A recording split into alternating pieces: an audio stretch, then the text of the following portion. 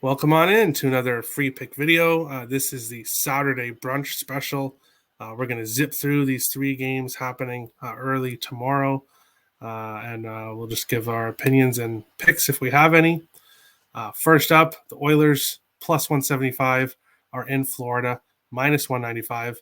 Total 6.5, minus 140 for the over, plus 125 for the under. This will probably be a 7 by tomorrow.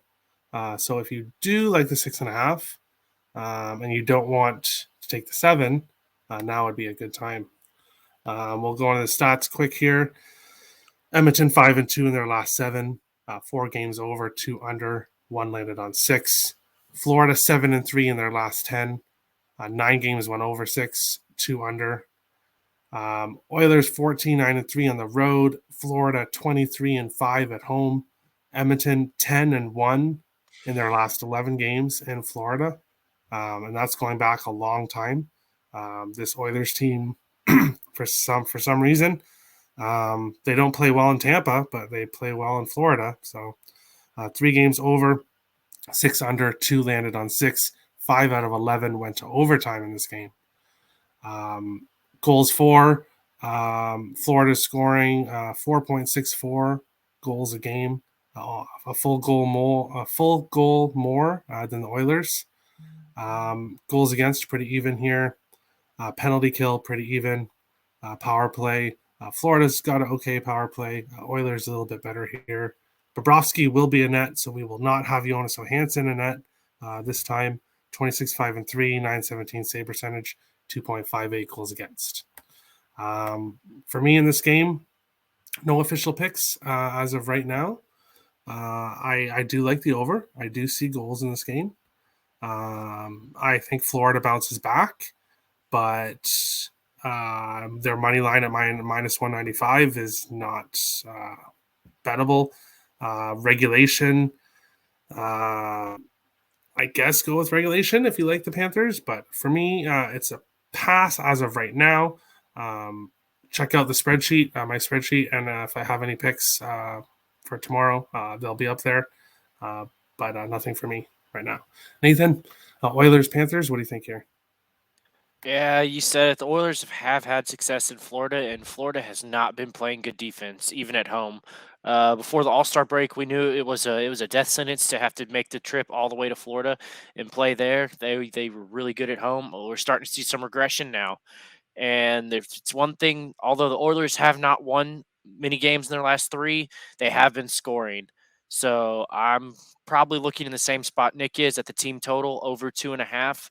I think we can, with the way that Florida team has not been playing defense and not been doing well in the penalty kill, I think the Oilers can get that 3. And even though it's at minus 145 right now, I would get it as soon as you see this video because it's just only going to go up. All right, a little spoil alert there.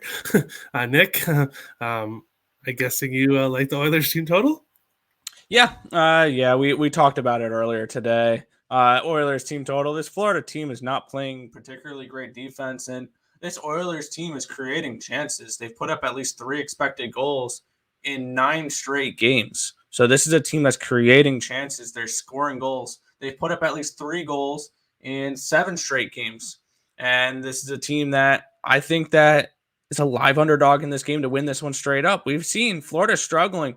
And we're seeing this with a few playoff caliber teams right now, whether it's the Leafs or I'm drawing blanks on the other. There's the Penguins are struggling right now. We're going to get to them in a few minutes.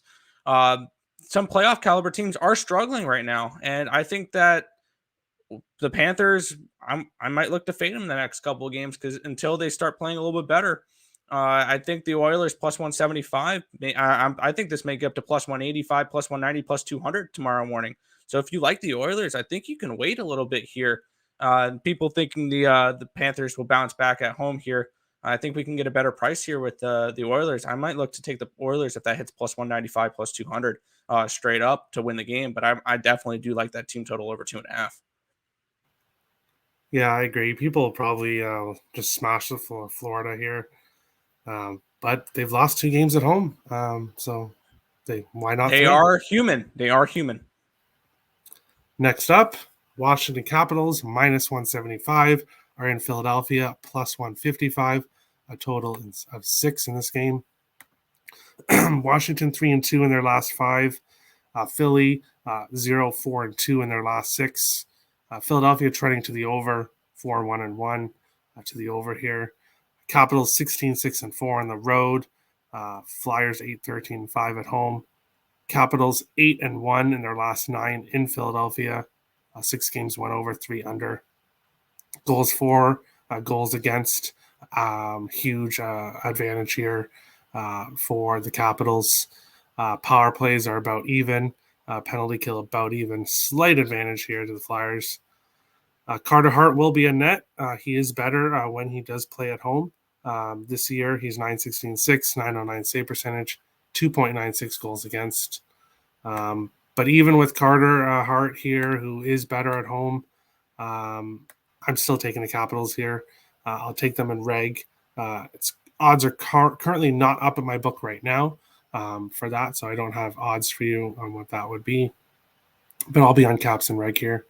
I like them to get the win. Nathan, Caps and Flyers, what do you think here? Yeah, the only reason I don't like the Capitals, this is the last game of a 4-game road trip in Philly. This Philly team has had some time off, and we've seen teams that have more than 4 days off in this compacted schedule come back and absolutely come out firing. And this Capitals team has not been playing good hockey. One spot I'm looking in is the under. The last time these two teams played, it shouldn't have been 5-3. The Phillies absolutely collapsed in the last 5 minutes of that game and gave up 3 goals to lose outright. I like the 6. If we get a 6.5 tomorrow, before tomorrow, I like it even better. But I'm really looking at that plus 155 right now. I think the Flyers, or at least the Flyers team total. If it's 2.5, I might look at that too. But those are 2 spots I really like in this game. I think the Flyers have a little bit of a chance.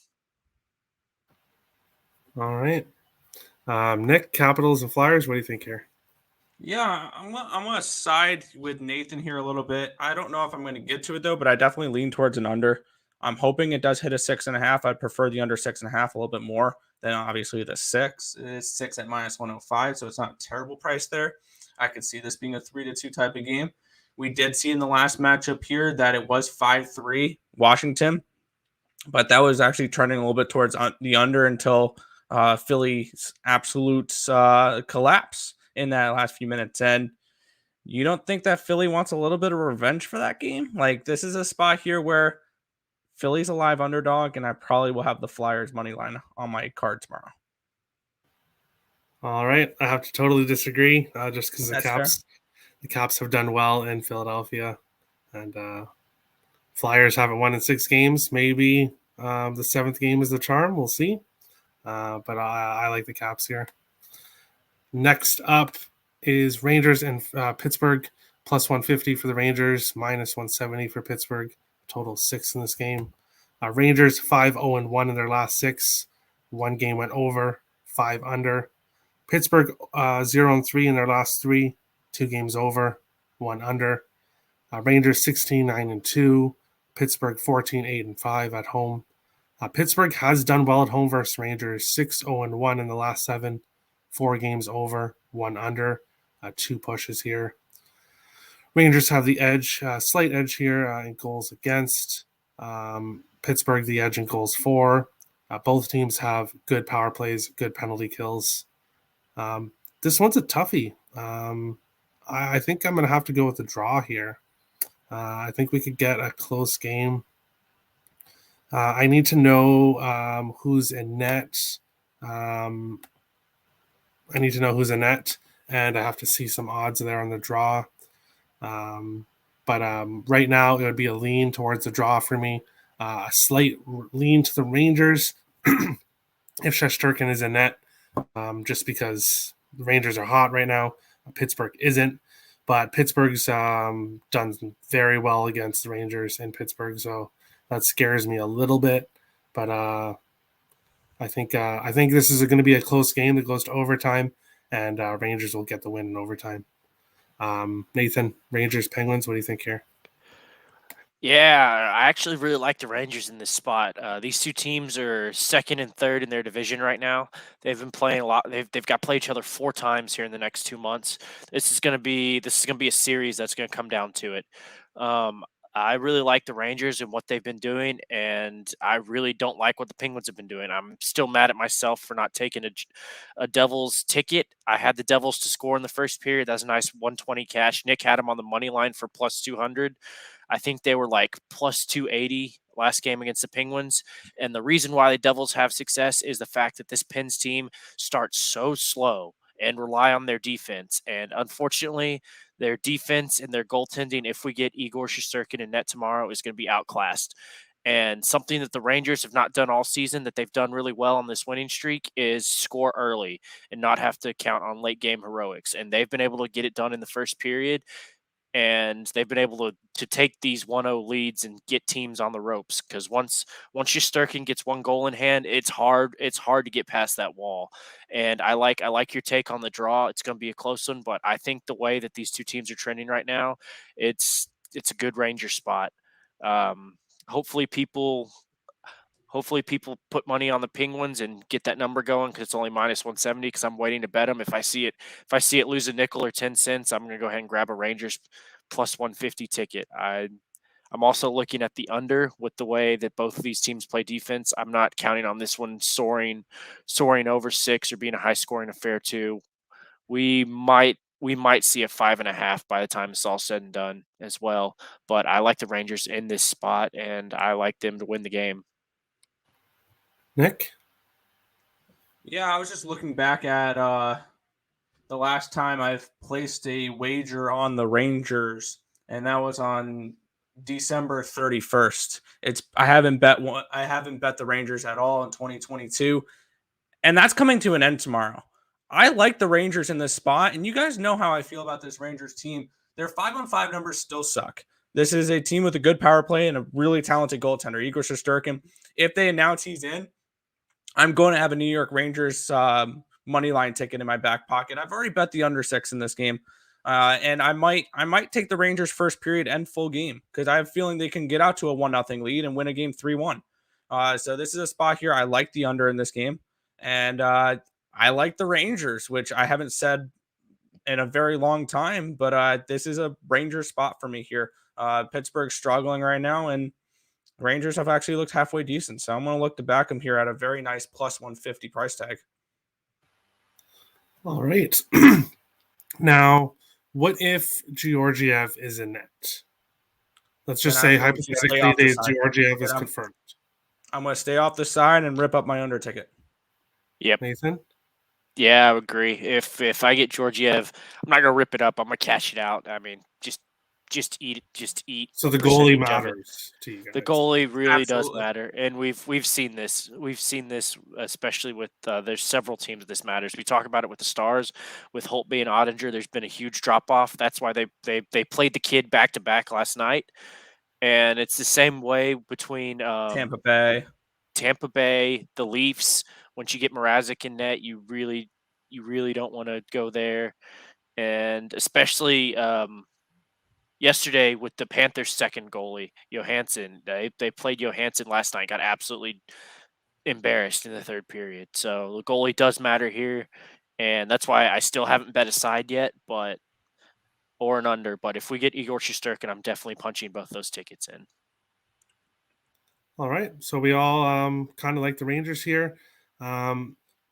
Any of you guys worried that Pittsburgh like losing embarrassingly to the Devils, that they might try to come back here? No, I think Rangers. Yeah. So we like the Rangers. They have to prove something to me first. They do, and I mean they're just one of those slow teams. They're kind of like the Blues. If the Blues, the Devils do the same thing to the Blues. The Blues are another slow starting team against average or better teams in hockey, that they get beat in the first period most of the time. And so it's the same here. And I like the way that the Rangers coaching has gotten them fired up earlier than they have been playing throughout the season. All right.